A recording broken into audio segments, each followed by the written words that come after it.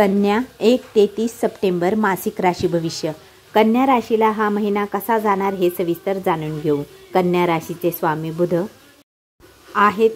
तुमच्या पहिल्या घरात आहेत शुक्र व केतू, 6व्या घरात आहेत शनी, 7व्या घरात राहू, 9व्या घरात गुरु, 10व्या घरात मंगळ, तर 12व्या घरात सूर्य व बुध विराजमान आहेत. कन्या राशीच्या व्यक्तींचे आरोग्य या महिन्यात 23 सप्टेंबरपर्यंत आरोग्याची काळजी घ्यावी लागेल. तुमची रोगप्रतिकारक शक्ती कमी होऊ शकते.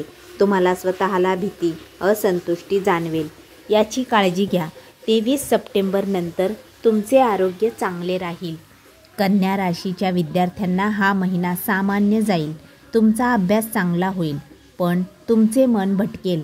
एखादी परीक्षा असेल तर ती यशस्वी होईल. ॲडमिशन घेऊ शकता. शिक्षणाविषयीचे महत्त्वाचे निर्णय घेऊ शकता. कन्या राशीच्या प्रेमी जोड्यांना हा महिना थोडी काळजी घ्यावी लागेल. तुम्हाला रागावर नियंत्रण ठेवावे लागेल. तुम्ही असे काहीही बोलू नये ज्यामुळे समोरील व्यक्ती दुखावली जाऊ शकते. तुमच्यात विसंवाद असल्याने गैरसमज, मतभेद वाढू शकतात. त्यामुळे 18 सप्टेंबरपर्यंत प्रेमजीवनात सतर्क राहा. त्यानंतर तुमच्या वाणीत फरक पडेल. तुमची आकर्षितता वाढेल. कन्या राशीच्या वैवाहिक जीवनात काही गोंधळ राहील. कुटुंबात छोटे मोठे वाद होतील, कारण राहू 7व्या घरात आहे. त्यामुळे तुमच्या अपेक्षा कमी होतील. त्यामुळे तुम्हाला कुटुंबाची व वैवाहिक जीवनाची काळजी घ्यावी लागेल. कन्या राशीच्या व्यक्तींना या महिन्यात भाग्याची उत्तम साथ मिळेल. तुम्ही गुंतवणूक, मोठी खरेदी, मीटिंग, प्रवास, डील, महत्त्वाची कामे, भागीदारी, नवीन कामाची सुरुवात करू शकता.